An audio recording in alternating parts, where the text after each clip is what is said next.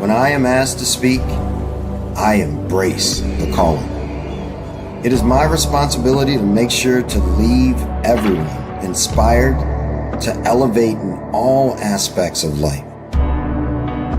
In the 26 states and 10 countries, it has been my energy that is infectious and magical. The impact elevates everyone to new heights. It's time to conquer our challenges. Relationships across the board, communication gaps, fear of the unknown, limited beliefs, and all that holds us hostage in life. The path to power is peace, and peace is the power to live by. The unique perspective that I bring to the table inspires all, professionals, executives, students, coaches, and athletes to reach their highest potential. That is why I, Sid McNary, am known as the secret weapon. Whether it is tackling mental health issues, success in business, or winning at life, every moment counts. Get ready to receive the tools to win. It's time to win at everything. Let's connect today. Peace. Hello, my name is Miles. Discover a powerful journey of resilience, purpose, and spiritual growth in the autobiography of a human by Sid McNary. In this compelling autobiography, McNary shares the personal challenges and triumphs that shaped his path to success while offering insight for professionals seeking deeper meaning and balance in their own lives. Drawing from his experiences growing up Catholic, participating in indigenous vision quests, and studying the Buddhist path, he reveals how diverse spiritual traditions ultimately guide us toward the same destination: connection with the Creator and our highest selves. Through practices such as meditation, yoga, and spirit medicine, McNary demonstrates how life's victories and hardships can become opportunities for growth, self-discovery, and lasting peace. The autobiography of a human is more than a memoir. It is an inspiring reflection for professionals striving to align purpose, personal development, and inner clarity. Available now on Amazon, this transformative story invites readers to reflect, grow, and step confidently onto their own path of self-discovery and peace.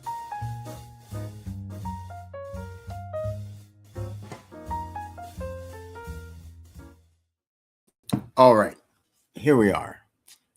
I am wondering what's going on with being live. And Dr. Bob, maybe you can help me out here. What's up? What's up, everybody? What's up, Sid? What's up? I'm trying to figure out how to get this to go live on IG when up on the top it says you are live. Oh. But then it says once you're live and the stream is public, you'll find it at the top of your feed on Instagram. And I am not finding that. Whoa. I have to be totally honest. I do not live stream to Instagram that often. It's once in a while. Part of it is now it's showing on the top that it's brought. Is there a check mark beside your Instagram? Yep. Okay. And what Instagram account are you wanting it to go live on? Sid McNary. Okay. Let me just check on my own Instagram feed and see if it's live. Let me just check.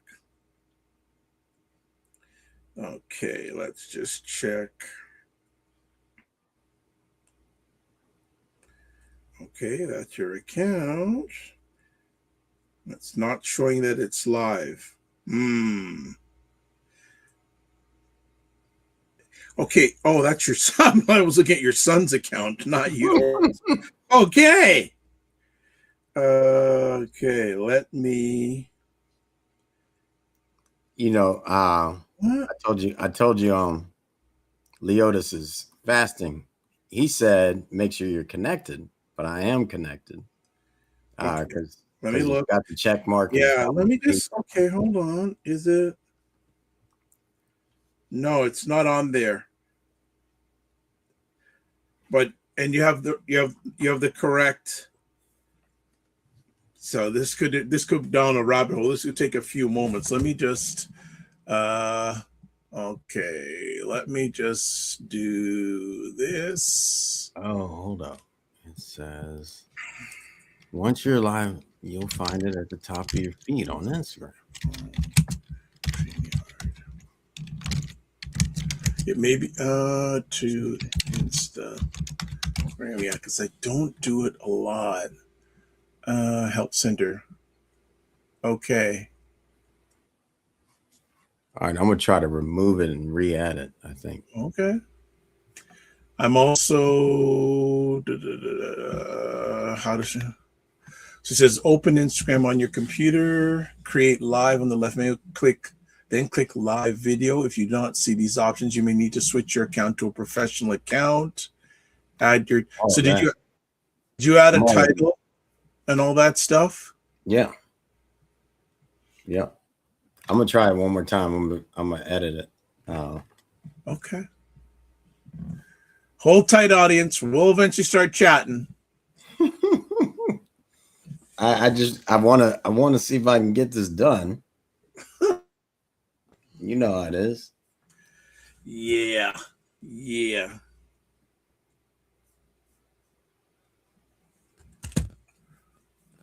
Okay, so Folks, our conversation topic today is what if you put God first? Myself and Sid, and we're going to have some others join us. We're going to be chatting about that. That's our conversation topic for today.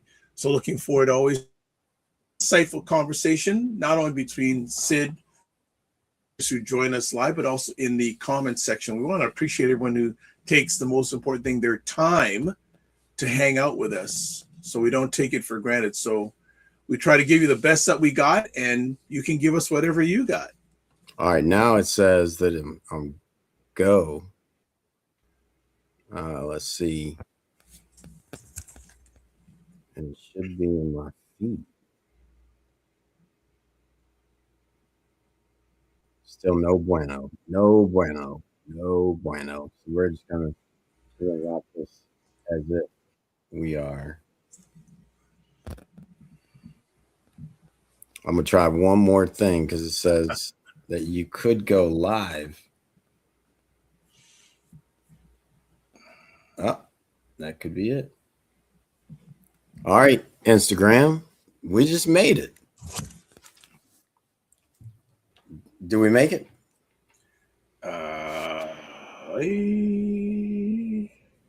Yes, you are live. That's what's up. Okay. We're live on Instagram. I see us live on Instagram on my phone. There we go. That's cool. So what has to happen is you really shouldn't add Instagram until last minute. That's right.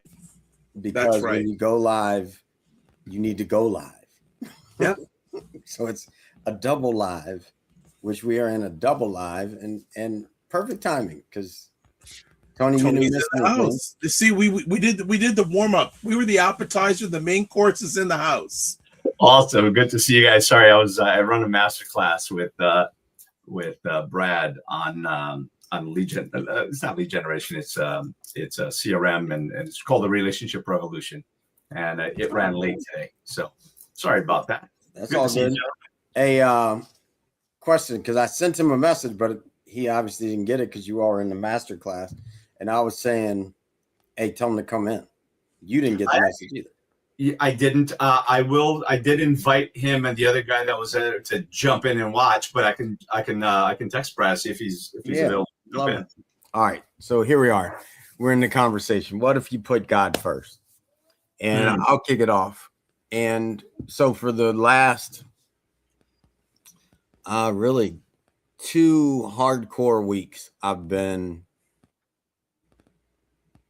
just really making that leap. Like, all right, what if I put God above everything that comes in the thought? And that's just where it is. So I'm watching what's happening, and it's been interesting because it's taken a real surrender, right? Like a whole different level of surrender than I've ever really experienced. Because I'm usually I'm usually putting effort towards making things happen. And so at this point, I'm really But then I'm watching how walking into places, the only reason I'm there is God. So I'm watching it almost become magical in a whole nother way. Like, not, I'll explain more, but I want to give you all a chance to start into this thought process. Tony, you want to kick off? Yeah, I'll jump in. By the way, Sid, I like your helmet, because look at the guy sitting behind me. You got your helmet right next to it. I got my own. Actually, that's wearable, which is kind of cool. Anyway, Oh, that is awesome. Right, right. So I've considered taking it out of it because it does look kind of ominous. Nah, you got to, at least you got to put it in the men's circle. Yeah. You So can take it down any other time, but bring yeah, it. it is. Yeah, I bought that a few years ago. Anyway, for me, the operative word that you said there is surrender. Man, every time I would hear surrender, I'm like, no, I don't want to freaking surrender. I'm not about surrendering. I'm not a quitter. I'm not surrendering. No, I'm going to go down in flames. And then you realize that what surrender really means is just to breathe and to let go of things that you can't control. And it's still something that I'm working on, because God knows, there's challenges that come up in life. And Sid, you and I were chatting via text, albeit via text, 2 days ago. By the way, great pull yesterday. Not a couple of days ago, it was yesterday. Great pull, because, well, now you kind of know a little bit of the background, what was happening. Yeah, sometimes it is really about surrendering. And, and it brings me back to that term, let go, let God. Now, I'm still not as good at that as I'd like to be. Yet the idea of surrendering is just letting go of the need to be the person that's trying to fix everything. And I've gotten a little better at kind of letting go and letting things kind of work out instead of being the fixer, right? Because I'm the guy that's always trying to fix something or make it better or improve. And I'm starting to learn, I've been learning that sometimes it's not about fixing. Sometimes it's just about letting things be and letting things work out, and letting people kind of stew sometimes in their stuff and not fixing it for them, because maybe there's that lesson that they've got to learn, right? And that's a lesson that I'm learning along the way as well. And I am getting better at kind of letting go. Not there, not where I'd like to be yet. And there's a book by Michael Singer, which is, oh my God. Hold on. I want to give you the title, but now I'm not remembering it. The Untethered Soul. There you go. Yeah. The Untethered Soul. And it does talk about, it does talk about forgiveness and letting go. And it's a great read, and it really is about sometimes just letting go of the things you can't control, because that's the maddening thing. And we as men, sometimes more than women. I'm not saying not to take away from women, because I know women are always fighting and struggling, and they've got their own battles and whatever. But I thought, at least for me, I'm that fixer. I want to fix the problem. I want to find the solution. I want to be the hero, if you will, right? Not to be the hero, but I want to be the fixer. Somebody is struggling. They're going through difficult times. I want to jump in and help. Yet I've caught myself in places. I found myself in places that I should not have helped. I should have let that play out because they needed that lesson. And if you prevent them from learning that lesson, they're just going to learn it later on. And then you want to be the bad guy anyway. So surrender is a big word that I've been leaning into more over the last couple of years, but it was a word that I absolutely refused. And part of my story, Sid, when I was going through that battle, surrender was not a freaking option. I'm like, hell no, I can't surrender. Surrender is death. Surrender is failure. And it's really not. Sometimes it's just letting things play out. Dr. Vibe? Yeah, it's always interesting because whenever I follow Tony, he always adds some things. I say, okay, I gotta carry on what he started. One of the toughest things for many men, and Tony said, surrender. I think when you make a decision to follow God, is the word submission. And under a mission. So I'm going to piggyback a little bit on what Tony said about surrender and submission. can be very challenging for a lot of men. It can be some our biggest challenge because, as Tony said, a lot want to fix things, and if it isn't fixed, it's a sign of weakness. I couldn't do that. I wasn't able to solve the problem. So that's one part I want to touch base on. Part I want to chat on is the whole thing about priority and alignment.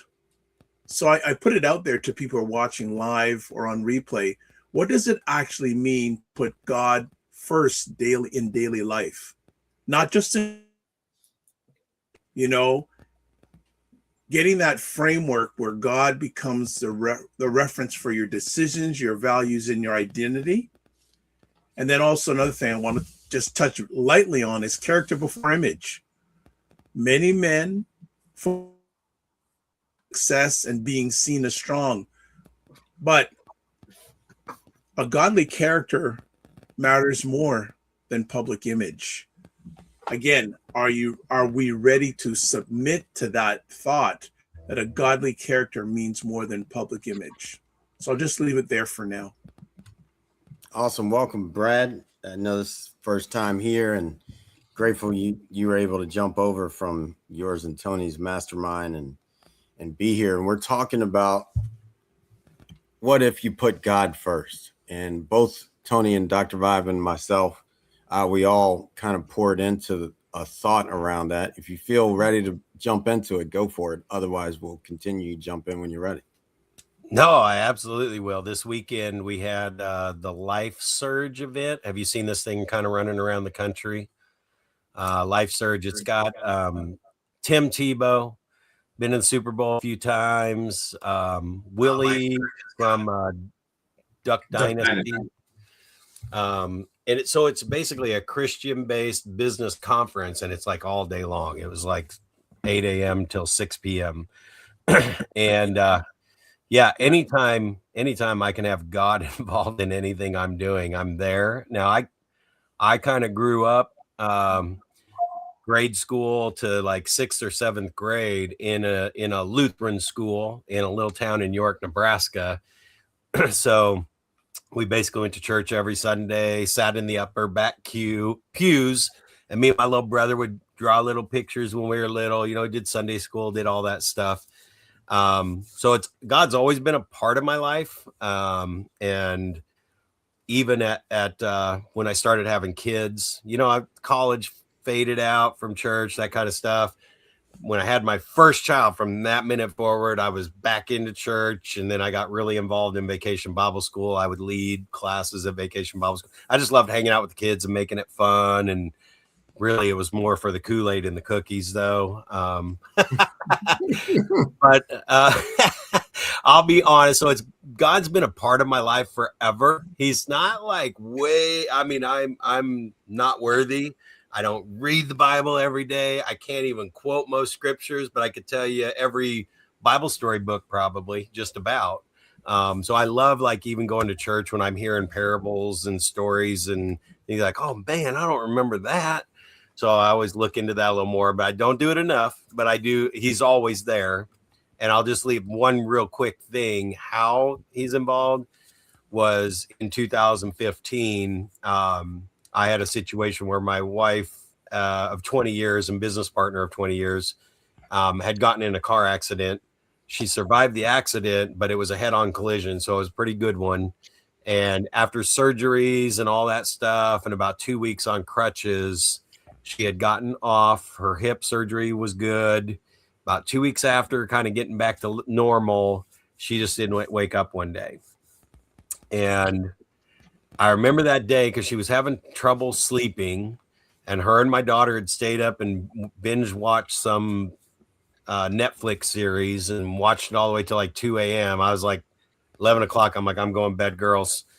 So that morning she was snoring like pretty heavy, and she had just had some nose surgery.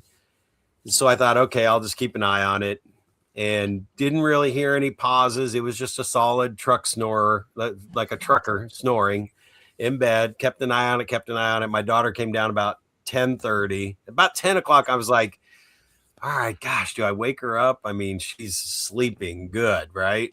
Then my daughter came down at 10:30 and goes, hey, why isn't she up yet? I'm like, man, can you hear her? She's like sleeping good. How late did you guys stay up? It's like, oh, like 2. And she went over there and she goes, Dad, her lips are a little blue. And I went, what? And so I walked over there and we started looking and tried to wake her up and didn't get a response. And I'm telling you, that moment right there was where it really changed for me, because I chose real estate, not going to school to be a doctor, had no clue what to do here. I mean, no response, but she just kept breathing. And I just said, this was the first time like I really said, I guess I'm in this ride with you. You're leading, take over the reins and let me know where we're going. And it was freeing for me, because I knew there wasn't anything I could do to change that moment right then. Only that would be a 5-month ride with her in a coma and not get her back. So he's always been a part of my life, and that's where I feel. Oh, and then really, there's a lot.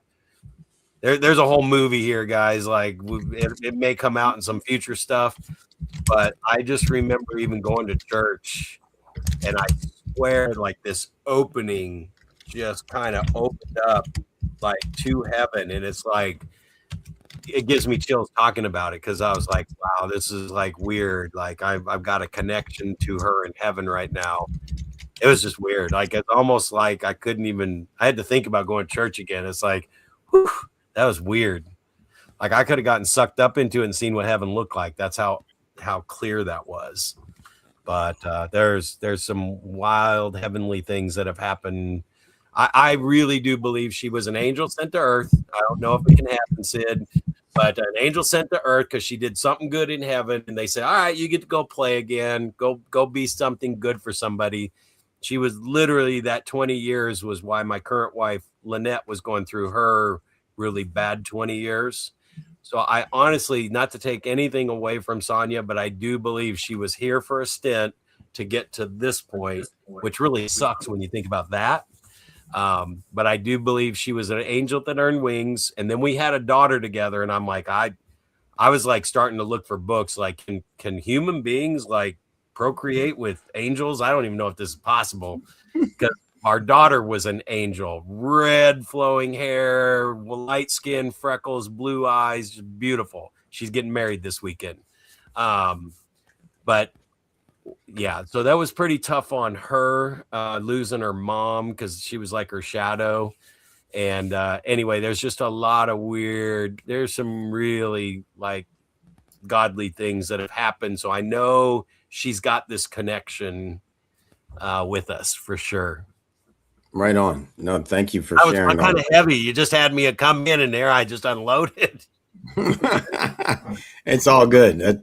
That's the circle. That's why we're here. And you know, I love that you expressed it. Like sometimes it does take that real deep moment that pushes us beyond where we have gone thus far. I mean, I know for myself, when I went blind for the second time is when it got real. It was like, oh, wait a minute. I'm older now, not just this reckless kid that says, oh, I went and saw a guy, God said he's got me, so I'm good. And it came back. This time it was like, I don't know if God still got me, because it's the second time. Like, so I get it. And, but you know, Dr. Vibe, you asked a question. What was that question? Yeah. So what does it actually mean to put God first in daily life, not just in words?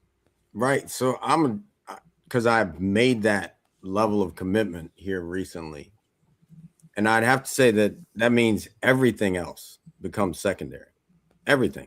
Like you can't say it's first, and then when somebody comes to you and you put them before the thought of God, like that's not first.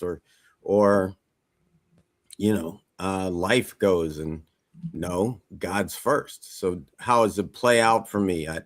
I wake up and I'm working in this book. I'm actually doing it for 52 days, but it's 52 weeks of Yeshua.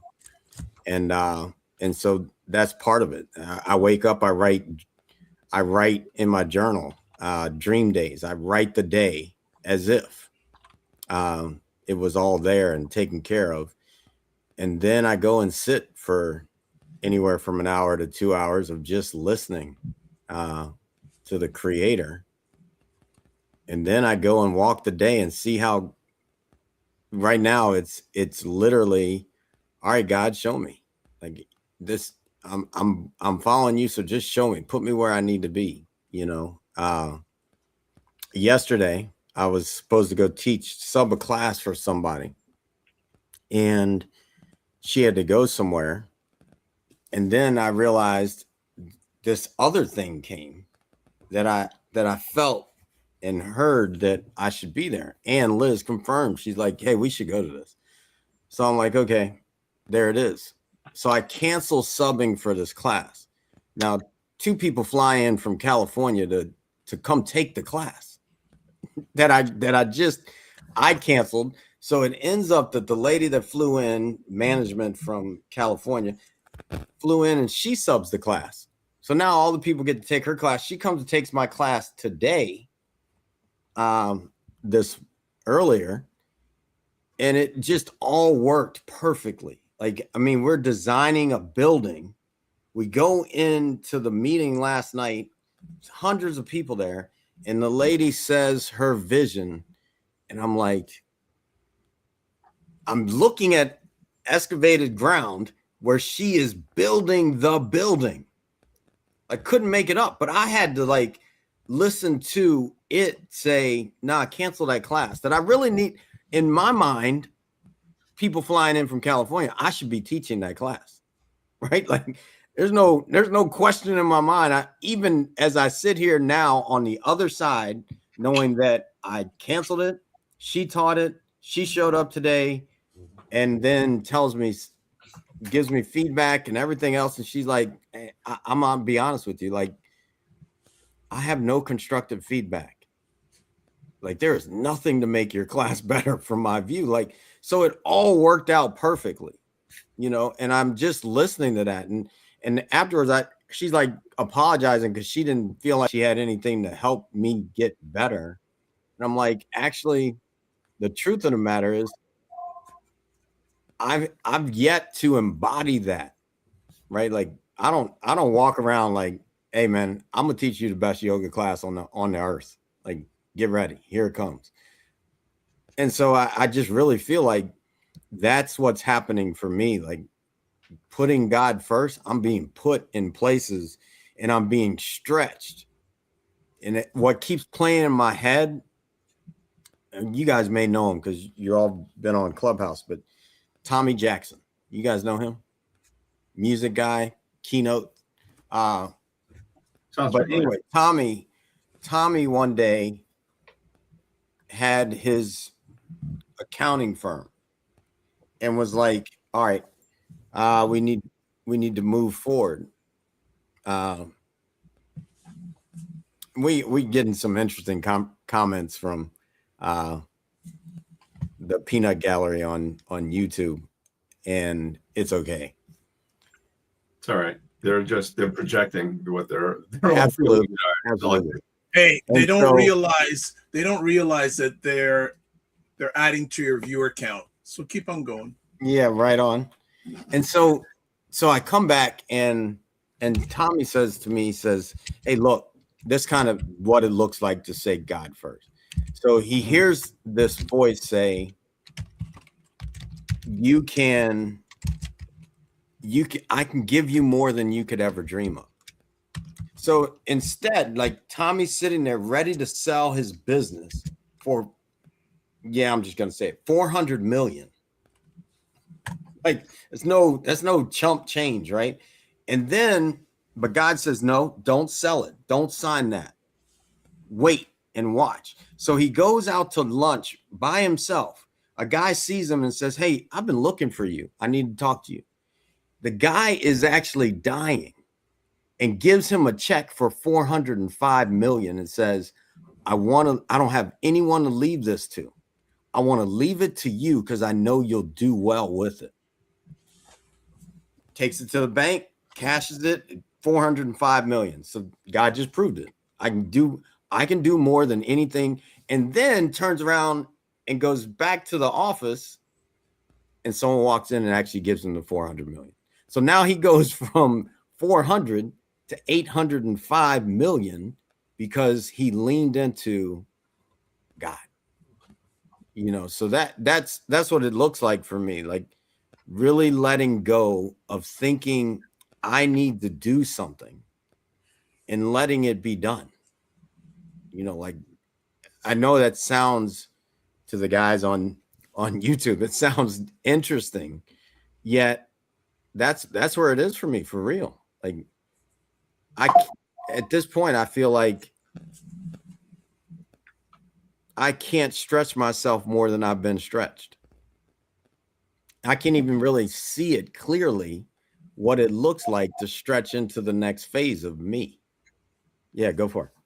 So to add to that, you know, and I think this is kind of where I was thinking, where I was leading, you know, one of the things that I've learned from my mentor is that life is happening for you, not to you, right? Preparing you for it as you said you've asked for. And oftentimes you've got to just trust the process. We're fighting against things, and going back to what we said earlier about surrender. And, you know, initially when I used to think surrender, I would think battle, war. Surrender is the guy who loses and gives up, and all of a sudden, you know, the village is taken and, you know, and all is lost. And it's not. Sometimes it's just about letting go of the things that you can't control and just letting nature take its course. Because if you're learning the lessons, you're paying attention, you're listening to the whispers, right? Because the whispers are whatever it may be, your guardian angel, it may be your intuition, your gut instinct. That's, I believe, messages that are coming in that are going to lead you and protect you and guide you. So it is about letting go and learning to trust the process, learning to trust yourself, learning to trust the creator, that there is a higher and better plan.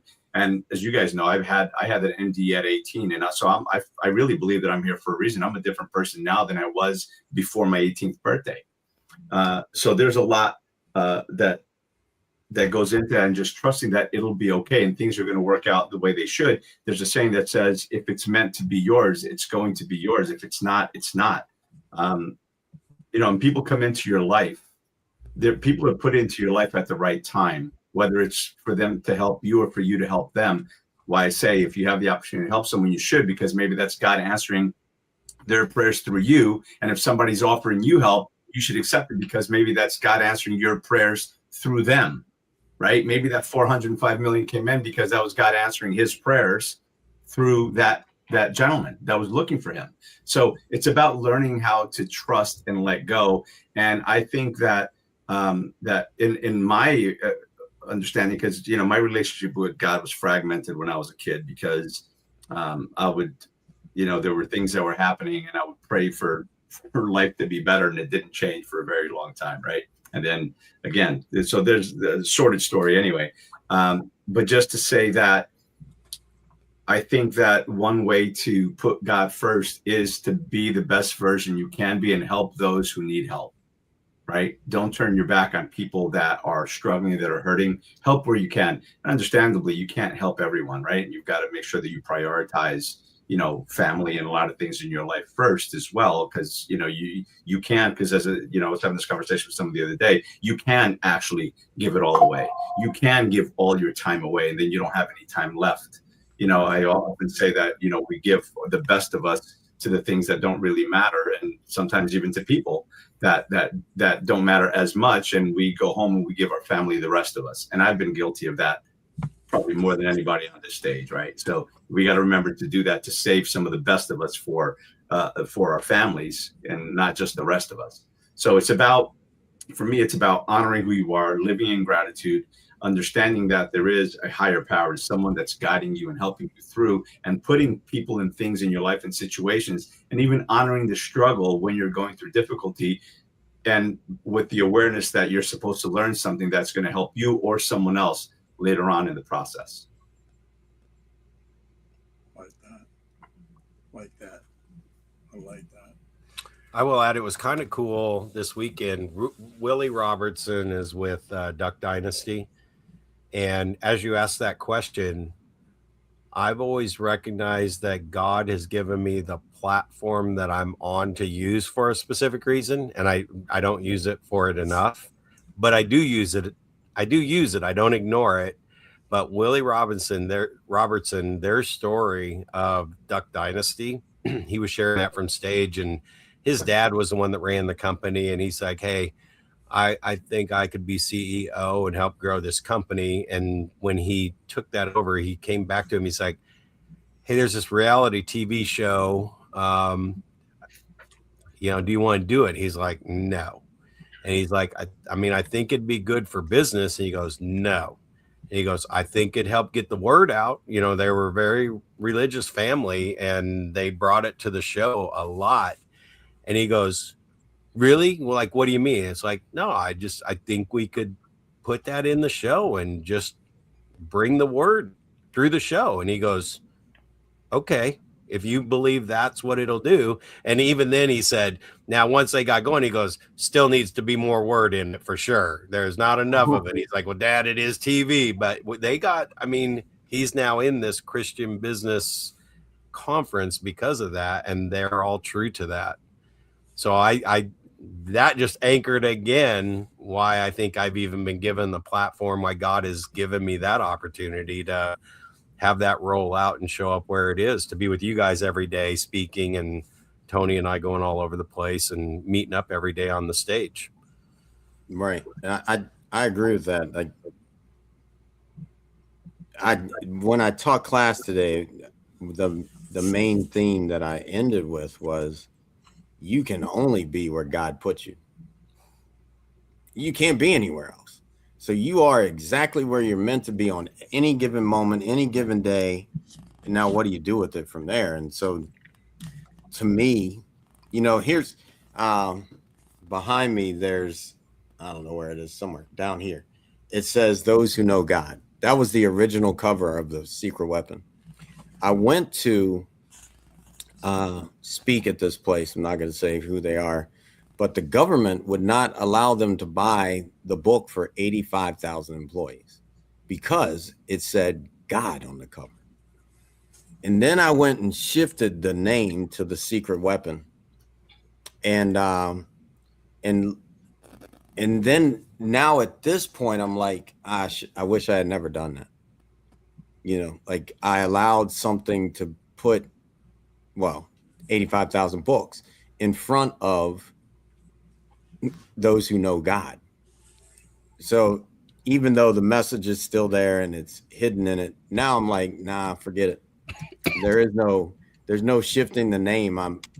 It's God first. Like, it just is for me. And so that's kind of where it sits in my spirit, and also living with, in the moments, what does it really look like? Like, all right, am I in a panic? Well, if you're in a panic, you just took God out. As soon as you start to worry, God's gone. Like, because God has the ability to erase those things. So me putting God first says, all right, there's no panic. Like, I gotta actually live into this and have faith and keep moving. There's a great quote that I share with people on that, and again, the original quote is a little colorful, not much, but it's, when you're worrying, it's like praying for shit you don't want, because you're attracting that into your life, right? Because what you put out is what you get. If you put out worry and stress and everything else, that's what you're going to seek, and you shall find, as it says in the good book. And of course, Rumi, I like Rumi's twist on it when he says, but what you find depends greatly on what you seek. So if you're putting out worry and stress and you're looking, just like if you're looking for a fight, you're going to find one. You're looking for good people, you're going to find them. You're looking for bad people, you're going to find them. So careful what you're looking for. And sometimes when you're worrying, you think that that's a good thing, but it's not, because you're actually worrying like, oh my God, what if this happens? Well, you're kind of calling that into your life. So it's best to just learn to trust. And that's where the whole surrender and let go, let God thing came into my life. Because when I realized that the more I stress out or I worry about something, the more I find reasons to worry. I'm like, oh my God, what if this happens? Oh my God, and if that happens, this happens, and that can happen. And before you know it, you can literally go down that rabbit hole and that spiral so bad that you won't even know how to find your way back out. And a lot of people do that. Tony has done it again. He set me up. I do what I can. No, it's just wonderful. I love what you said there, and I just want to add on about trust under pressure. I've known from my journey that when I lean into God properly, I can handle stress, uncertainty, and disappointment better. And I remember something that I've heard a number of years ago, that someone told me, your gift will take you where your character will fail you. So I believe, and this is just me, that God has given me a lot of gifts. And if I work on my gifts, it'll overcome some of the problem parts of my character. I love that. You know, one of the things that, you know, as you know, you guys know, I've been a trainer with Tony Robbins for about 10 years and been involved with the organization for a long time. When I first became a senior leader, even before I became a trainer, the first person, because, you know, Tony talks on stage with thousands of people and he has these interventions. If you've never watched a Tony Robbins, been to a Tony Robbins event, I'd encourage you to watch the movie or the documentary called I'm Not Your Guru on YouTube. It's free. You can check it out and you get an idea of what we're talking about. So there's a lot of people there that are seeking help or looking to change something in their life. And a lot of people are going through a lot of bad stuff, right? And Tony could only get to so many people. There's a couple thousand people in the audience. If he's asking, person has this problem, that problem, who's suicidal, hands go up. He can't get to everyone. So what he does is he trains the trainers to do what he does from stage, except we're doing it on the side and helping people. And, you know, the first person that I got was like every possible thing that I feared. What if somebody comes to me with this or with that or with this or with that? And it was all of them in one person. And this person she couldn't even tell me what she did because she worked for the government. So you can imagine it's a 3-letter agency. She couldn't really disclose anything, but it was scary as heck. And you know what? Surprisingly, I was able to handle it. And the whole let go, let God, learn to trust, that's where it really shows up for me. If somebody comes to me with something that is unbelievably mind-blowing and shocking, if I'm wearing that hat, I can step into it, lean into it without fear, without hesitation. And I don't know what I'm going to say next. I trust what I'm going to say next because they're not my words. Oftentimes I say words and people ask me, can you repeat that? I'm like, no, I'm sorry. I can't, because I was in the flow and something was flowing. I learned to trust my skills, my lessons, what I've learned. And I've learned to trust a higher power that it's going to come through me, what that person needs to say. And sometimes I'm having a conversation with people. Tony's like, damn, how the hell did you know to say that? I'm like, I don't know. I just learned to trust. And that's how it really shows up for me in a really big way. And that probably brought me closer spiritually than anything else. Because, you know, again, being scared, my God, what if somebody comes to me because they were molested, you know, when they were a child and, you know, or this or that and all of these scary things. And I had them all the things that I fear. Talk about what you seek, right? You seek, you shall find. I got it all. So, and because of having these experiences, even some of my own experiences helped me handle some of the experiences that I help people with. So that's where I really learned to let go, let God, and have things kind of flow through me, you know, and you know that my hashtag, my motto is get up and grow, right? Helping people grow through what you go through. So you stop going through it, because until you grow through it, you keep going through it. Right. There's that whole thing of, you know, people die at 75, say, you know, have a problem at 25, you know, get buried at 75, say they live 50 years, but they live the same year 50 times because they never grew through that pain, through that betrayal, through that hurt, through that difficulty that they went through. So they just relive the same year. They never really lived their life, unfortunately. It's a sad case. And a lot of people, this happens with a lot of people because they didn't grow through it. And I was in the middle of an intervention, a conversation with a friend of mine. I was helping him. And, you know, just started coming out of me. God said grow, and I said no. And God said grow, and I said no. I must have repeated this 20, 30 times. And then I was interrupted by my son, who was going to bed. This was years ago. And I was interrupted. I came back, hey, you know, I'm back. He's like, dude, keep reading. I'm like, reading what? You know, matter of fact, what were we talking about? I didn't even know what I was saying. He just repeated that phrase, and I picked up the thread, and I kept going.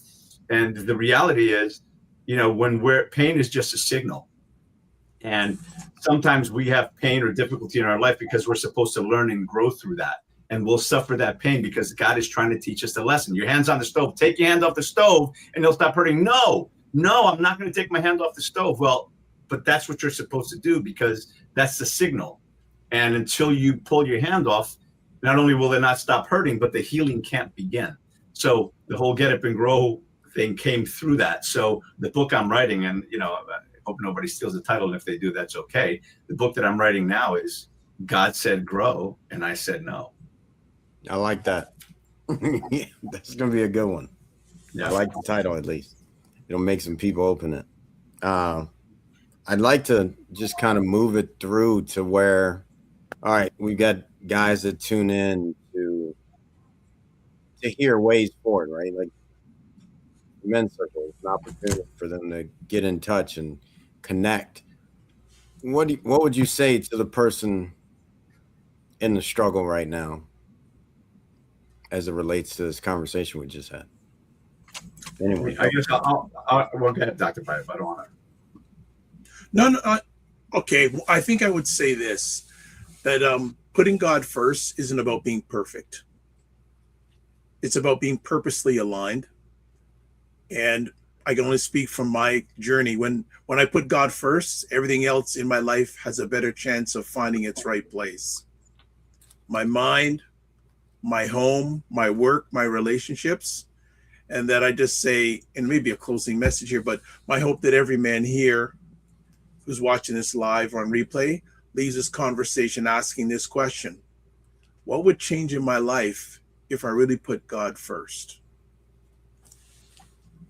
Well, if I could jump in, what I would say is put God first and just learn to trust, right? Surrender, let go of what you can't control, and see how things play out. Learn to trust yourself, the lessons that you've learned throughout your life, as long as you've learned those lessons.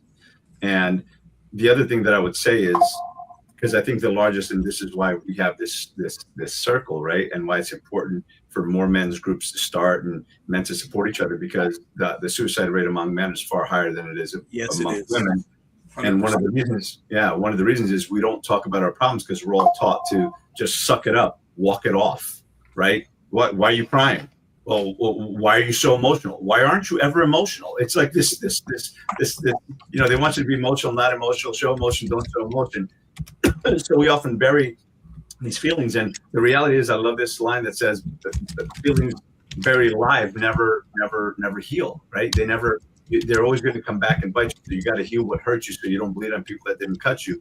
The point of this is, the thing to remember is that there's always somebody out there that's willing to help, to lend an ear. If you're going through a struggle, just reach out, man. Swallow your pride. Reach out and ask for help, whether it be a men's group at your church, because and every church of every denomination has a men's group of some sort. So find your way back to that, or go and search up a men's group on social media. Find one of us, send one of us a message. If you're struggling and you want to give up, don't give up. There's a lot of people that are out there that are maybe suffering what you're going through right now. And I know that it feels lonely when you're going through difficult times because you're the only one that understands. Nobody's gone through it. I'm here to tell you that people have grown through it. People have recovered. And there's those very same people are out there helping other people like you to go through whatever you're going through. So again, accept the help. What I said before, always be willing to help someone, because maybe God is calling on you without you realizing it subconsciously. Someone's put in your path that needs help. Help whoever you can, because maybe God is answering their prayers through you. And I'm going to say it again, ask for help, because there's people out there. There's always somebody willing to help, because maybe God is answering your prayers through someone else. He may not, chances of him coming down directly and helping you are unlikely, yet it's done through other people. Brad, go for it. Yeah, I would just say, you know what? It's the earthly world that we live in. Sin exists here. It happens with everyone. Before I shared my story, I was literally the guy that was going to write a book, that nothing really bad has to happen to you to write a book. But then I had to have something really bad happen to finally get the book written, because that caused me to meet Michael Gerber, and everything kind of snowballed. And it kind of sucks that Sonia isn't here to reap the reward of what we built over that 20 years and what we share with business owners. But it's like crap's going to happen. And what I learned from that is if you're living in comfortable, like right now, you might be uncomfortable and you're dealing with some stuff. The reason why it gets uncomfortable is because you're living in comfortable. And when we get to comfortable, it's comfortable to stay there, right? When you plug into shows like this and people that can talk you off the ledge and give you, just like here in my experience, I've been through it. There's a bunch of people on this planet that have already been through exactly what you've been through. There are people that have lost limbs and they're surfing again. There's people that have lost arms and legs and they're on stage talking and sharing, right? Everybody's been through something. But what I learned, and I was sitting in a room with some very successful people, and the guy talking said, you know why you guys are in this room? Because you don't settle for comfortable. And I was sitting there going, dang, I was pretty comfortable. And I pushed myself again. And here's what I would learn. If you stay out of comfort and you're always growing and always stretching and always reaching for getting that better, getting in a better place, getting a better mindset, if you stay out of comfortable, when bad stuff happens, it sucks you down to comfortable. And comfortable is a great place to deal with stuff because you're comfortable now.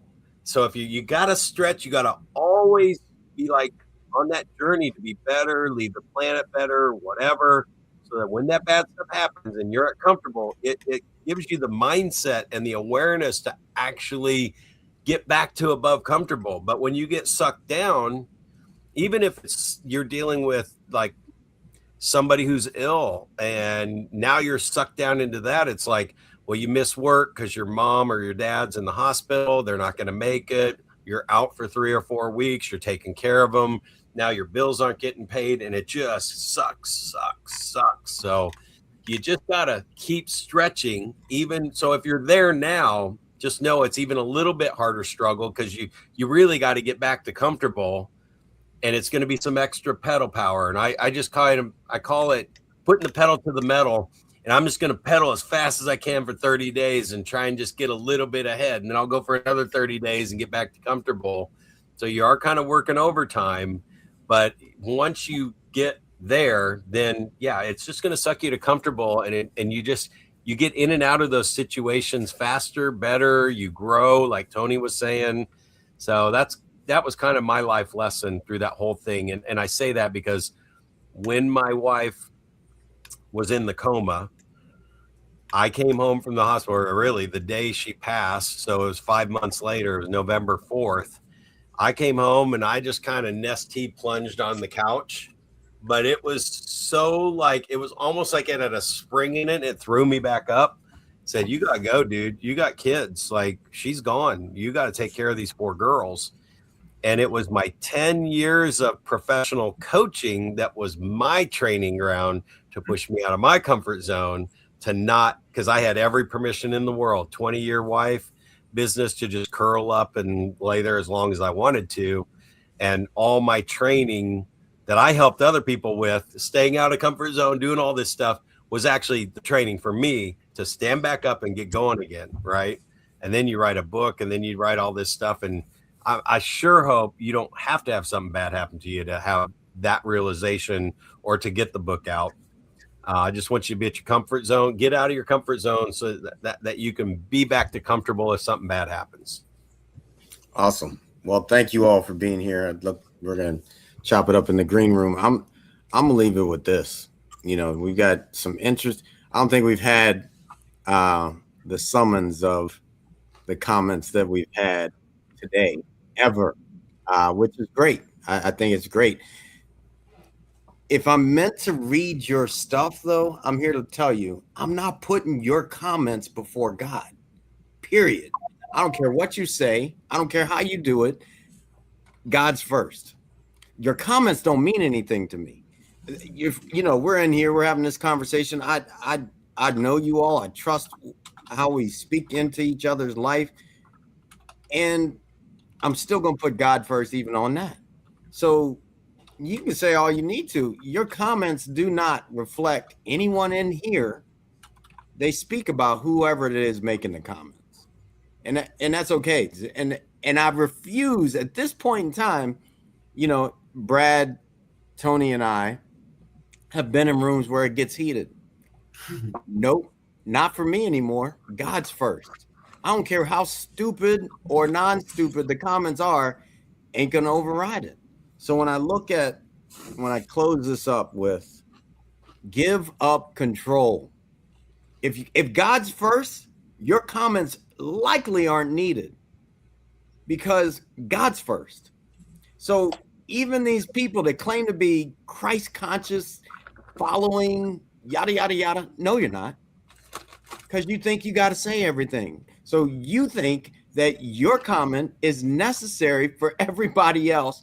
And I'm here to tell you, if someone put God first, they're just going to smile and keep it moving because God's first. So that's where I'm at. I'm going to smile and keep it moving. It's a pleasure to be here with you all. I look forward to the next time. Let's keep it moving because there's a lot to do. Peace.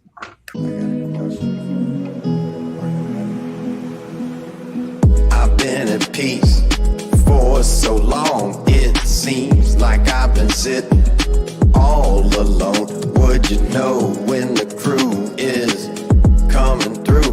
They're the ones that will make anew.